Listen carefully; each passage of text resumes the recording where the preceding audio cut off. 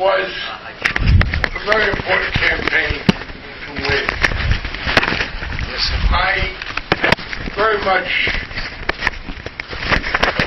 disappointed in the tenor of the campaign. Yes, I'm happy and grateful to all those who helped me, and I am very pleased to be going back to Washington, and apparently we won't be in the minority. We've been there before. In 1994, when the Republicans took over, I played a very major role in trying to slow down the contract with America. I go back determined to protect the financial reform bill we put through, that they're going to try to undermine.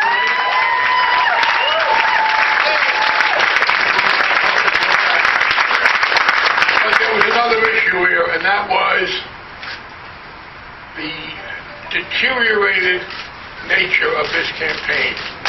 And at least in Massachusetts, we have repudiated unreasoning anger, vituperation, anonymous smears, and that has to be said. The collective campaigns that were run by most Republicans were beneath the dignity of democracy.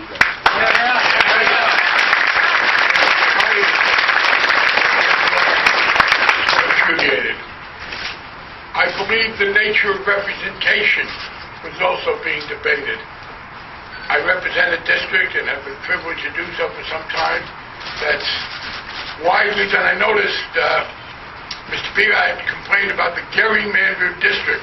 And he's right, it was gerrymandered. Let me make this clear. In 1961, after the 1960 census, to save the seat of a Republican former Speaker, Joe Martin, the governor at the time, John Volpe, a Republican, and the legislature collaborated to put Wellesley in with Fall River.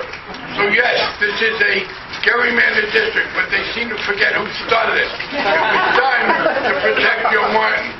By the way, under that category of be careful what you wish for, he got Wellesley in his district to keep his numbers up, and with Wellesley came Margaret Heckler, who beat him in a primary 4 years later.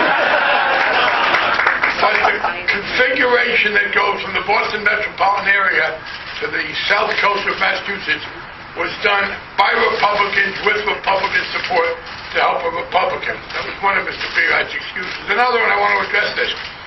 He complained that I outspent him. I did outspend him. But I did not outspend the combination of him and the Tea Party and the Western Express and all these other anonymous right-wing groups empowered by the U.S. Supreme Court. And again, one of the things we now have is this threat that the Supreme Court has unleashed so that anonymous floods of smear tactic money can win. And also, as Jim reminded me, I had the media involved here. Let me say, people will advise me sometimes to be more judicious. Bobby, say what you feel! Say what you feel! With the election of all 10 Democratic congressmen, it appears, and Governor Patrick, one of the things we can acknowledge tonight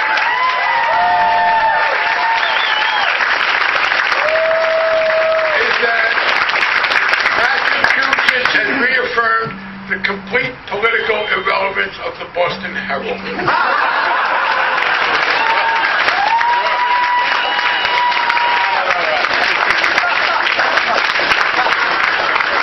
There was no limit to the bias and vitriol they unleashed, and it had no impact, so good for Massachusetts. I also will say that the influence of Fox News does not, in the end, appear to have been very great either. And that is a further tribute to the people of Massachusetts. This was a victory for a concept of government which eschews the anger and the vitriol and seeks to find practical solutions.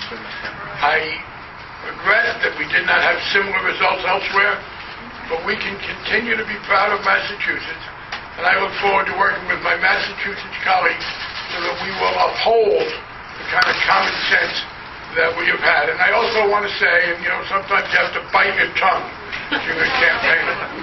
And let me be very clear. This was, I believe, the first political campaign in America. It's always tough being a spouse in a political campaign because you're made a punching bag and you're constrained from responding.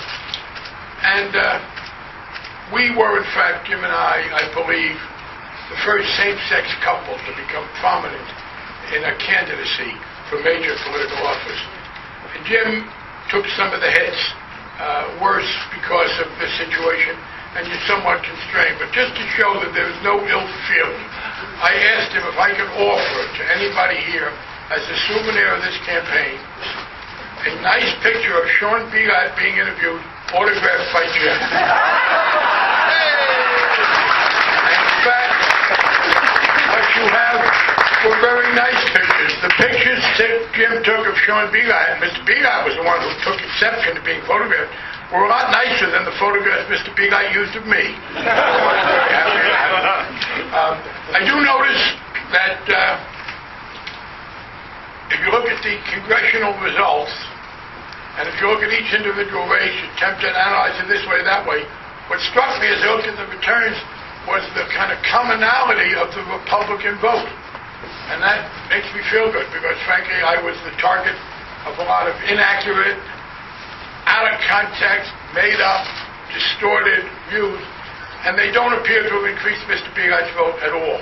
In fact, he got fewer votes than some of the other Republicans. There was but now let's be clear. There is an unhappiness on the part of many of the voters, and they are right to be unhappy.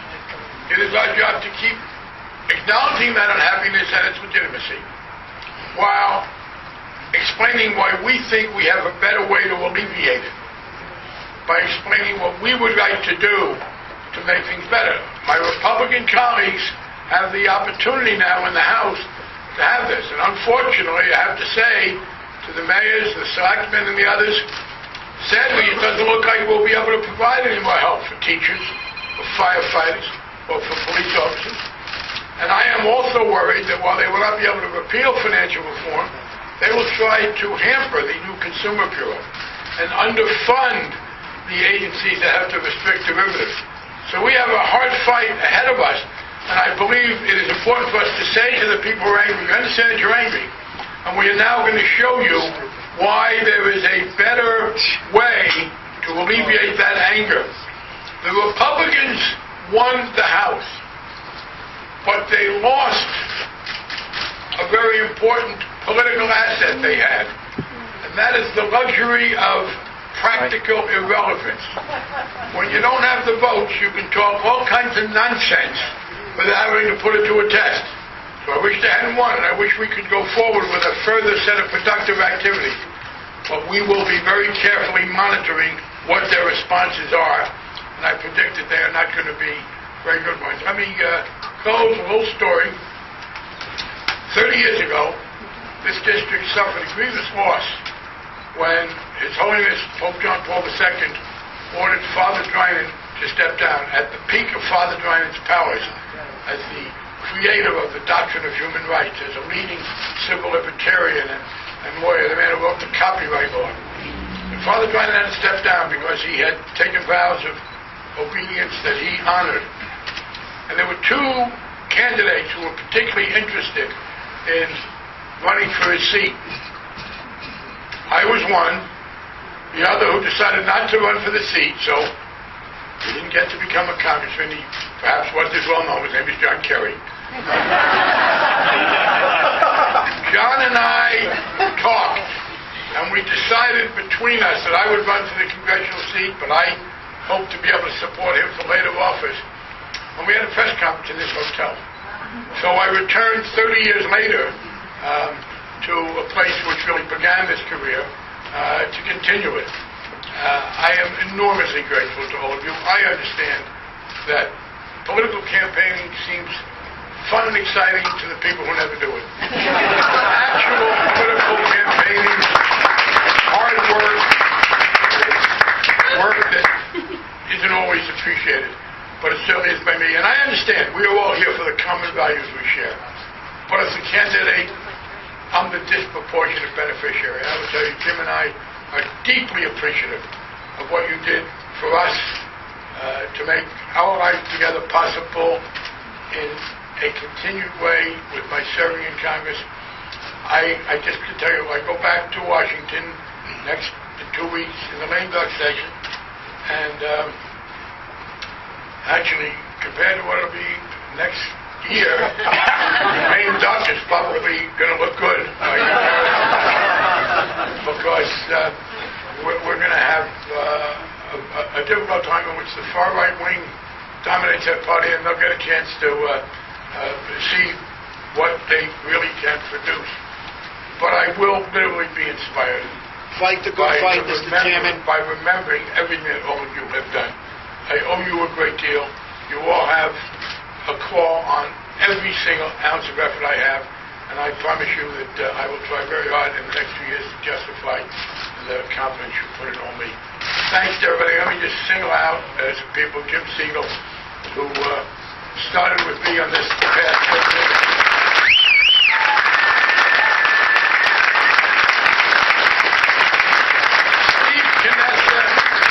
Knessa is one of a kind. He's an elected official with his own electoral career who very unselfishly devoted himself to others. We're a pretty self-centered bunch. So when one elected official steps up the way Steve did for me, that means a great deal. To Harry Goral, Kevin Sweda, Kelly Larkin, and others who did such great work on the staff, I'm appreciative. To the staffs, to my Newton and Taunton and Bedford officers who had to sort of thread that needle between being public employees and scrupulously observing the law and dealing with all of the pressures of a campaign, not the least of which is me. I am extraordinarily grateful to my family, my sister Doris, my brother David was my campaign manager with Jim years ago, with East Beth, and my great-nephew Jamie, for all the family members, and my niece Madeline. Family means a great deal, and I really apologize to them because I have been a somewhat absent family member for 2 years. But I do think we can only, our one consolation is this. It is hard to conceive of a worse set of political circumstances for those of us who believe as we do. The terrible recession that we inherited, that our Republican opponents obstructed us in trying to recover from, so we had a terrible economy. A lot of anger in the world. The Supreme Court decision freeing up money. All restraints off on some of the right-wing media, like Fox News and the Herald, who don't even pretend anymore to pay any attention to fairness. We had the perfect storm against us, and we here in Massachusetts, in every one of our districts, we beat it badly. So that doesn't mean we can go to bed, but it does mean that we can, I think, count on continuing our effort. We have taken their best shots, and their best shots turn out to have been average about 37%.